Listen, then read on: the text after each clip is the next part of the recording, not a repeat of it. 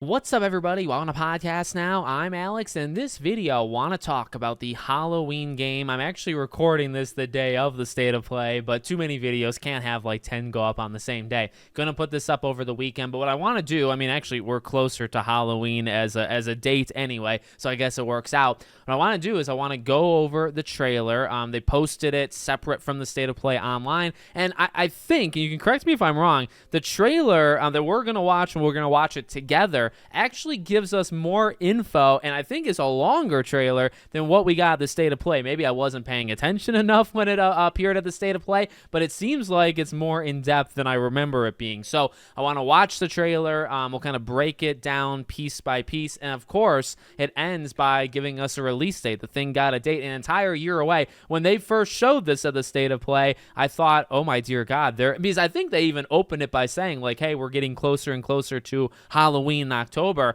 I thought there's no freaking way this comes out next month. That'd be way too early. Turns out I was right. It actually comes out closer to next Halloween than this Halloween. That's okay. I actually I respect that, having kind of the guts to say, hey, the game doesn't come out till almost actually just slightly under a year from now. We're willing to give you the date and go on with our business, right? So let's take a look at the trailer and we'll go from there.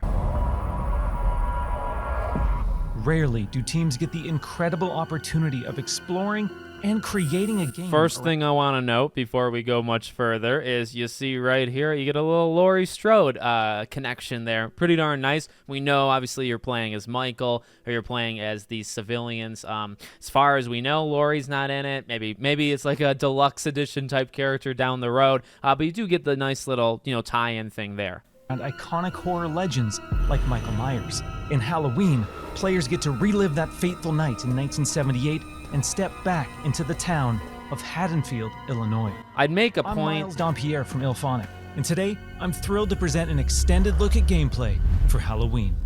I'd make a point to talk about the visuals because I do actually think the visuals look phenomenal, but they're actually going to make the point that Unreal Engine, I think Unreal Engine 5 is kind of like a big, almost gloating thing, that they want to do. But it does look really good. And Unreal Engine 5, it definitely has some issues, it seems like, or some games maybe can't optimize it the right way. I think a more, not on rails, but it's just a very small, multiplayer maps compared to these ginormous games. So hopefully everything would come together easily. With the help of Unreal Engine 5, And there we've you been go. able to reconstruct the quiet town of Haddonfield in stunning detail, remaining authentic. It does look good. Like, you see this nice guitar. I play to the guitar. Like, it 70s era looks. aesthetics was essential to how we crafted our play spaces. When players navigate these environments, they'll be surrounded by decor that delightfully preserves a special moment in time. It does look really good. What I'll say, like, I think Texas Chainsaw, to be honest with you, could be maybe the best example of how these things can work to really help the overall game. Look, I don't really think anybody's playing these games simply to look at them, but I think, you play Texas and you play Predator Hunting Grounds and you play Ghostbusters. You can just rattle off all of these, even IllFonic, Killer Clowns from Outer Space. The visuals can definitely kind of enhance, like, the mood, the atmosphere. And I think that specifically is kind of my point. And I think Texas Chainsaw probably does. I'll always remember the very first match, you play it with Texas. You're underground, you're in the basement, and it's like, it looks so good and it's so dark, but the lighting is so good, right? And just everything looks very real. You really feel like you're trapped by these maniacs, I guess, from the survivor side of things, right? And then like, pressure's on to get out. The visuals really enhance that. And I think that, again, like, you go back to Friday the 13th, there's an aesthetic. There's always been a visual aesthetic, but the games that I think Texas really probably does it best in terms of, like, okay, the atmosphere is almost highlighted, or it's a big pro because of how good it looks. This game does look really, really nice. Throughout these locations, randomized townsfolk NPCs are living their lives, completely unaware of the danger lurking right outside their windows. These NPCs serve as the game's primary objectives. Stepping behind the mask of this infamous killer. And by the way, I think that's the first. We knew that, like, going after civilians was a part of it. I don't know if we thought that it was the main part of it. They'll kind of get into a little bit more. Your sole goal as Michael, beyond taking out the survivors, maybe that's not even the most important part. Your literal goal as Michael is to go around the city or town and take out these people, take out these NPCs that, as they say, randomized, right? So maybe some houses will be locked one playthrough or match, and then maybe it'll be unlocked, and it'll be a different NPC, maybe behavior from one match to the other, which I like. I actually think that's a cool little diversity. You're playing at one time to another time, it's going to change things up. Michael's goal is to find, stalk, and kill the residents of Haddonfield before Halloween night ends. And there you go. Like that's the main job, is to go around and take people Once out. you've So I like honed in that. and stalked a target, it's time to choose the perfect moment to strike.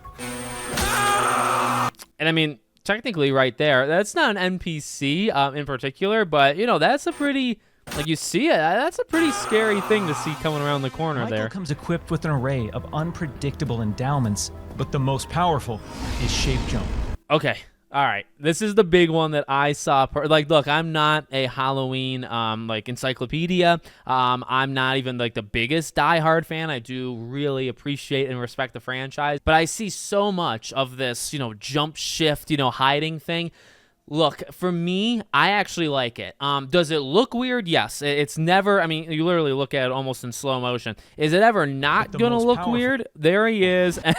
And then he's like, what he reminds me of is almost the character in Limbo. Like that kind of, like it looks, that's like a kid versus this.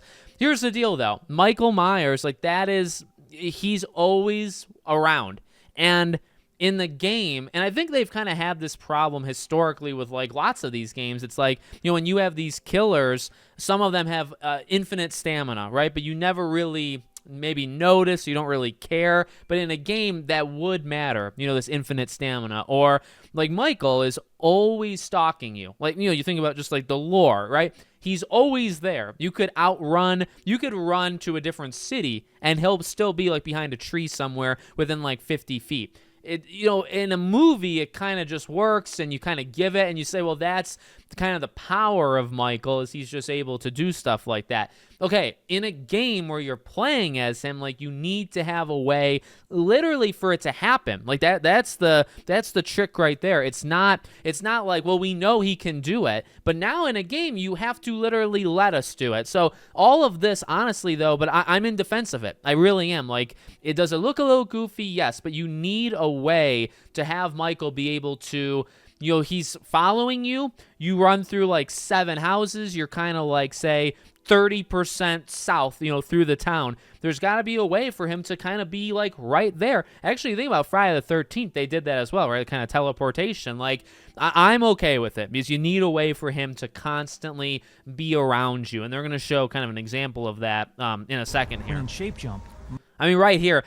Number one, I kind of like that outline thing they got going on. Now, what I actually do find interesting, I was waiting for this when I was first watching this. I don't think they Michael is invisible to the naked eye. They don't show you walking into him. Okay, if you watch here, right there, see? They cut it right before. And that is actually something, when I first saw this, I thought, okay, so he's invisible, but are you going to be able, like, if he's standing there and you're running and you run into him, does that deactivate the ability? I feel like a lot of games, not like maybe these asymmetrical ones, but just games in general, if you're invisible and a character hits you, right, when I say hits you, well, it could be a physical hit. These characters have weapons. If they hit you or even if they run into you, that normally deactivates your ability. So I was waiting for that here. But you see, like, she's not touching. She might be walking through you there. I can't really. Maybe, like, right there, right? That's the closest. Then it jumps to the scene. So that's the closest you get. You might actually be able to be allowed to, as Michael, let these characters walk directly through you, which I kind of.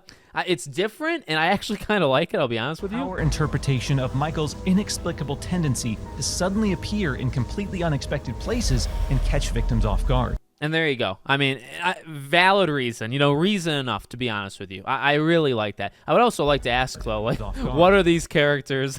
I know it's like a monologue thing. What are these characters doing, though, these two ladies? They're just standing there. Players can also choose from a broad range of compelling civilian hero characters that have witnessed the wrath of Michael and need to warn their neighbors before it's too late. Now this we don't really get, like that's all we kind of get. We don't really, we know now Michael has kind of like a unique ability. We really don't know about these people, except for maybe like the diversity of what they look like. Finding an active phone will allow you to call the police and attempt to convince them to send in help. Now, I found that interesting. I heard that the first time I watched this as well. So we knew that as the civilian, you're going around. Now, one thing you can do is warn residents. I actually remember if they even get to that in this trailer. We know they can warn residents. Now, does that mean that the residents, I imagine it goes something like you have to run up to them. You like hold a button, right? It's kind of like almost a quick time thing. You hold a button. You do convince them to leave. Then the residents have like a leaving animation. And that, as Michael, is your last chance to take out the resident, right? Once the civilian gets to the resident, you have time there. You could take out really both of them. And then once maybe that quick time thing is up, then the resident will start to like abandon the house. And maybe at a certain point, you as Michael kind of lose that opportunity and you lose points, or you lose an objective or whatever. In terms of this part, though, they talk about an attempt to get the cops to come. So they're going to show like when the cop, well, actually, I don't even think the pictures when they first announced this thing, like screenshots, I think they showed a cop versus Michael, but I actually don't think they show it here. But that's an interesting way of saying it. Like you have a chance. So does that mean that maybe even if you get to that phone and you call them, again, maybe it's like a quick skill check thing, right? Where you have to do like X square circle. And if you mess up that combination, the phone line dies, or, you don't convince them to come, even though you pick up the phone. So kind of like not a guarantee that even though you have the phone, the cops are going to come. Maybe you have to do something before that. Just remember, you may be able to And there we go. I mean, you get a bat, you have a gun. A character literally has a gun. knock him down, but you can't kill the... And there you go. And I like that because you're not going to be able to actually... I'm going to try to skip ahead of like the iconic music. The music is phenomenal, but I don't know how YouTube is going to like that stuff. So, that makes sense, right? You can't actually take him out. I wonder, I mean, the way they show it is that he gets knocked down and then he immediately bounces back up. You've enjoyed this... So I don't think it's going to be that quick, right, to do that. And that's kind of, I guess in Friday the 13th, that you could literally take him out. We've had a couple of them. Most of these games, you can't actually take out the character. This seems to be pretty much in line with like 90% of the other games. You can stun them, and stunning them, you better start running as soon as you stun them. You better leave because they're going to get up after like 10 seconds or whatever. Extended look at gameplay for Halloween. We've only scratched the...